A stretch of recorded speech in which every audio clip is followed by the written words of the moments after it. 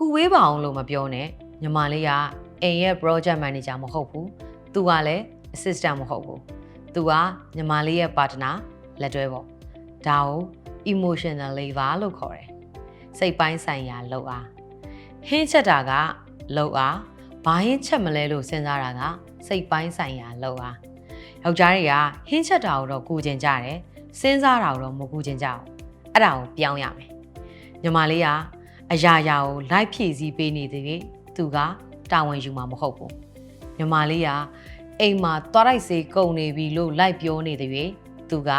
သွားလိုက်စေဝယ်ပေးရကောင်းမှန်းသိမှာမဟုတ်ဘူးတာဝန်ကိုအပိုင်းလိုက်ခွဲပေးလိုက်ပကံစေးတာကူလို့မပြောနဲ့မိဖို့ကြောင့်သိမ်းတာရှင်တာဝန်ယူလို့ပြော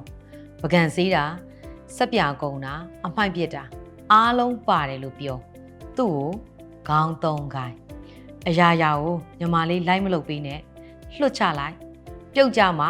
ဖမ်းတတ်မှာ let's go